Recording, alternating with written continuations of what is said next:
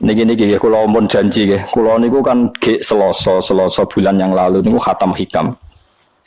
Terus kula mulang hikam teng mriki Selasa pagi niku mumpun sekitar 2 tahun.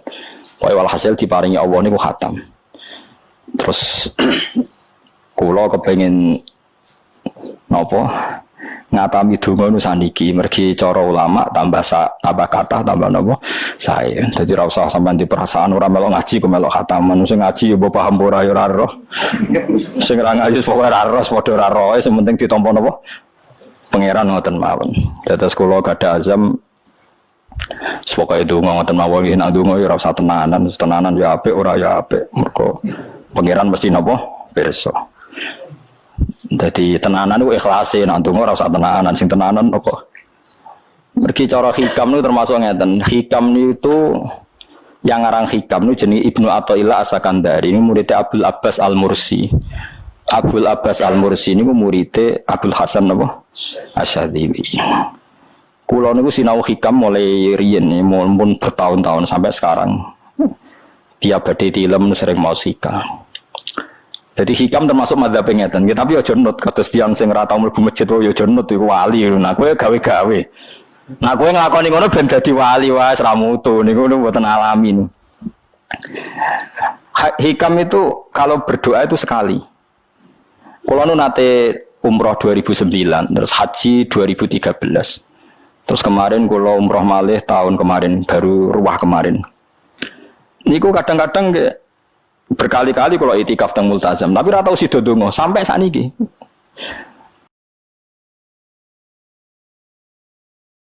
Mergo donga mbok pisan tok, anggere donga neh. Lho pangeran ijek eling kok tak elingno. Mergo hikam termasuk mengingatkan gitu. Kamu kalau doa itu jangan ulang.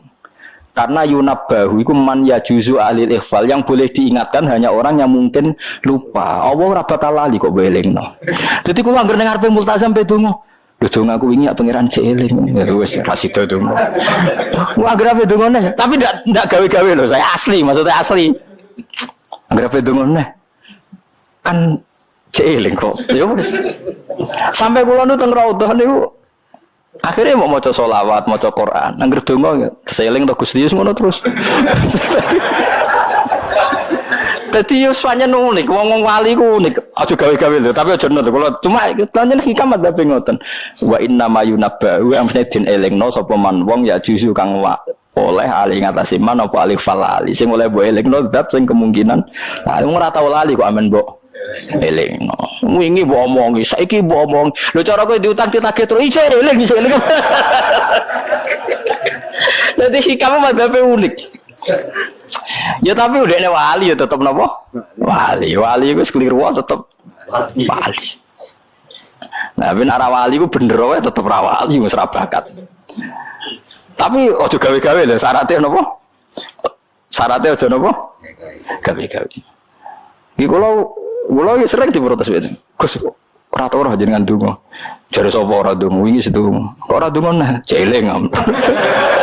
Kadang kula yang ngerasa dosa tapi piye kadang tengah ati ngoten ya akhire ya ora roh. Pokoke aku anggere pengen donga ya donga, ben ora ya ora. Pas donga ya anut wali, pas ora ya anut wali. Kadung bener. Dadi pas donga ya bener, pas ora ya bener. Tapi itu memang sebagian madzhab beliau. Jadi ini nanti saya bacakan hikam dua kata mutiara terus donga, supaya donga sampean donga, supaya donga. Piye-piye kita gadah sanad madhab yang diakui termasuk Thariqah Mu'tabarah selain Naqsyabandiyah, Qadiriyah, apa Sadiliyah. Lah Sadiliyah itu nggih hikam niku meneh mergo hikam sing aran Abdul Abbas Al-Mursi murid Abdul Hasan apa Asyadzili. Sehingga orang tahu madhab Sadiliyah ya lewat kitab napa hikam. Makanya kitab-kitab apa saja generasi setelah beliau itu enggak bisa lepas dari kitab napa hikam. Sampai darani hikam atau iya. Ini madhabe napa atau iya. Mergo atau iya iku maknane sing aran napa Ibnu Athaillah disebut hikam atau iya. Itu beliau sebetulnya ya ada orang alim yang butuh mikir jelimet ke boten. Ya wong waras nonton mau. Misalnya orang waras begini, pancen wong waras itu beda beda waras pancen.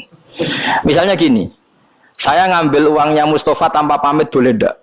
Ndak boleh kan? Terus beliau membuat makalah gini, kalau aja hafal. Mana aka antat da'iyya mimma lil makhlukin. Allah itu mencegah kamu, melarang kamu mengklaim barang yang tidak milik kamu. Padahal sama-sama miliknya makhluk. Misalnya Mustafa punya mobil, aku milik saya boleh enggak? Boleh enggak sama siapa saya? Enggak boleh kan? Mustafa punya rumah, aku milik saya boleh enggak? Enggak boleh. Kalau mengaku miliknya orang sama-sama makhluk saja enggak boleh, apalagi kamu ngaku-ngaku hal yang milik Allah. Misalnya sifat menentukan nasib itu milik siapa? Allah. Menentukan su'ul khotimah atau husnul khotimah itu milik siapa? Kamu tidak boleh. Misalnya gedeng orang, wong ngono iku mesti su'ul khotimah. Lho sing nentukan itu milik Allah. Wong ngaku barange wonge ora oleh apa meneh ngaku sing hake Allah Subhanahu wa taala. Jadi sebetulnya nak ngendikan ya normal saja. Artinya ijtihad itu kan normal, enggak perlu orang pinter banget. Tapi sing roh iku wong waras ngono maksudnya. Setelah dijelaskan kan masuk akal. Kayak tadi dungo kok terus koyok sing mbok omongi wingi lali urung lali kok sebolehno meneh kan masuk akal.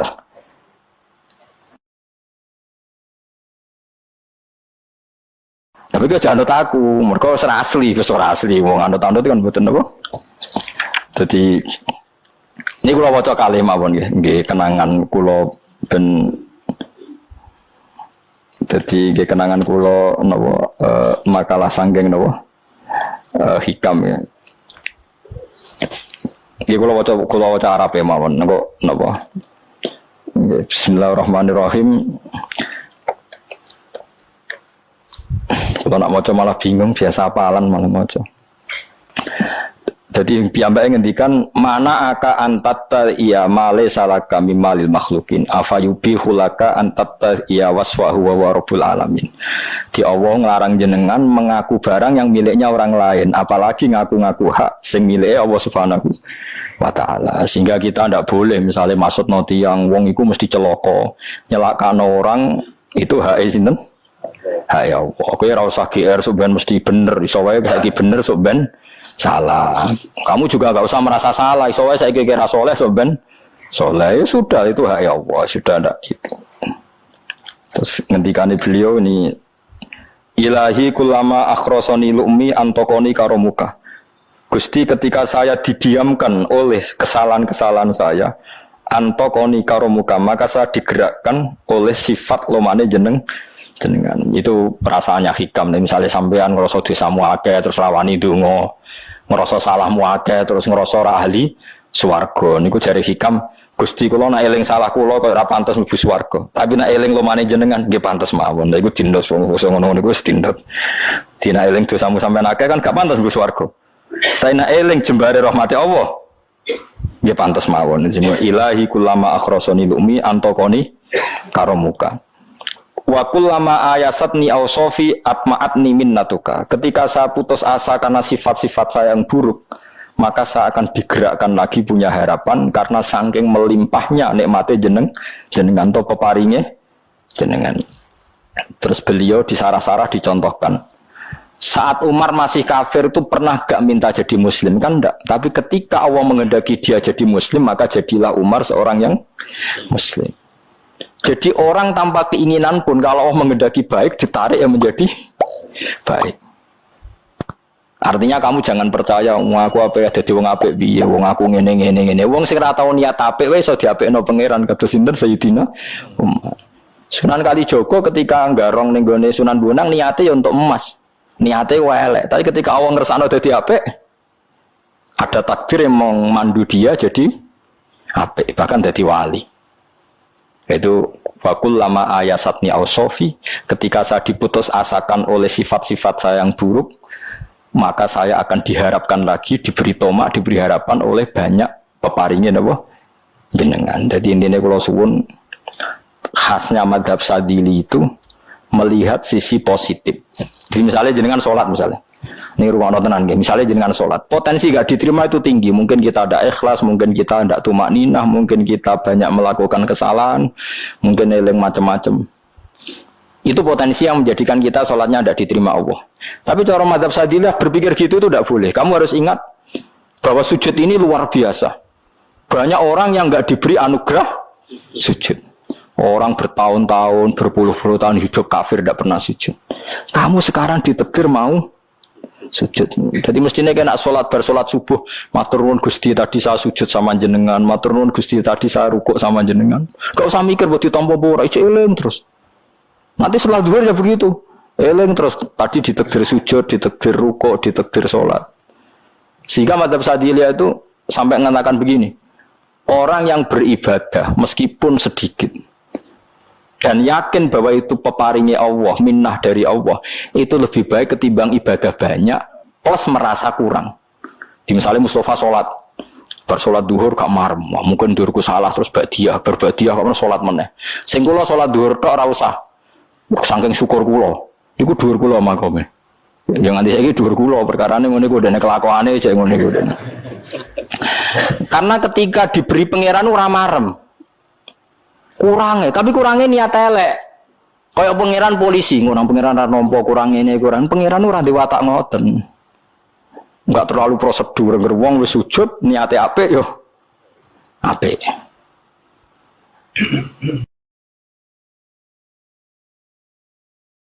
Ya mulane kula nate debat mbek jenengan kula kan bolak-balik cerita.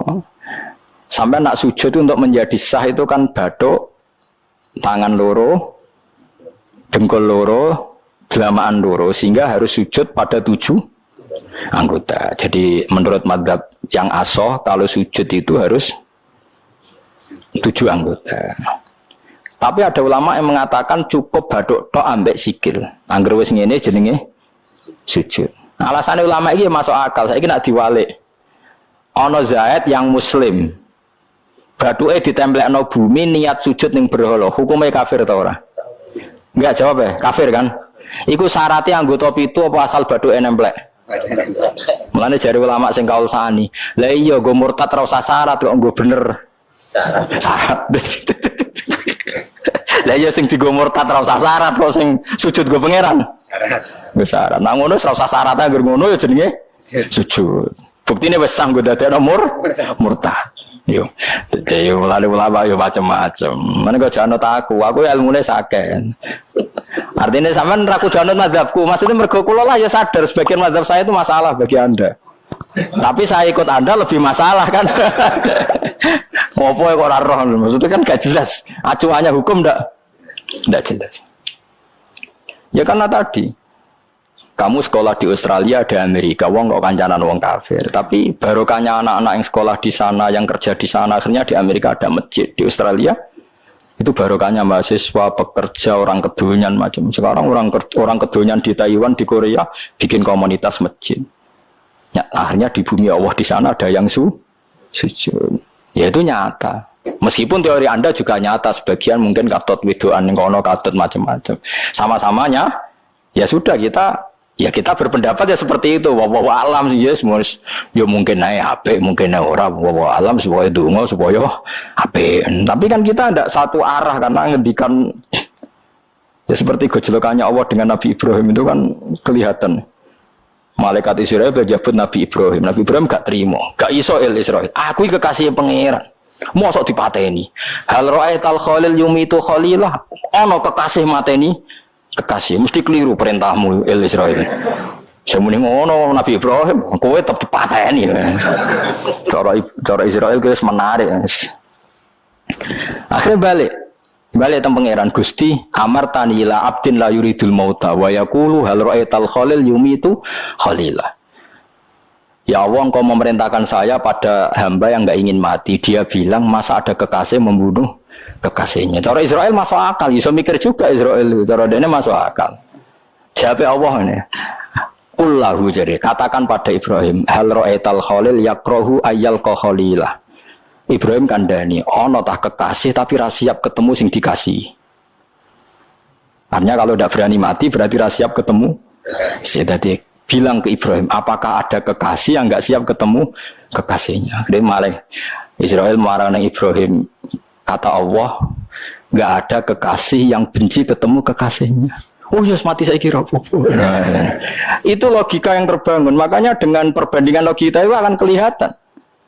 Pertama, koyo-koyo logika Ibrahim itu masuk akal. Tapi ketika Allah ngendikan, oh no tah kekasih, siap ketemu kasihnya.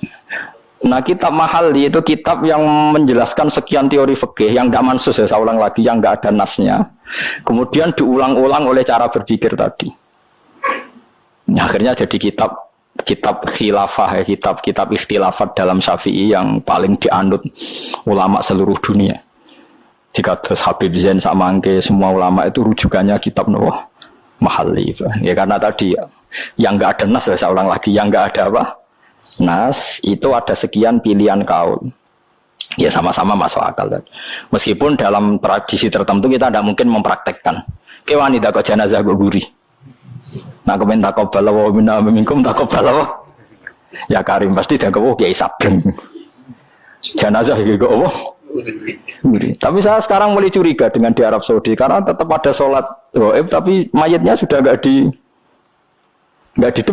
depannya sudah. Sekolah menangi rian buku-buku mayat itu tapi itu mungkin karena teknis ya, karena yang mati terlalu banyak dan sering. Musim haji tok umbiro wae keselen dak kok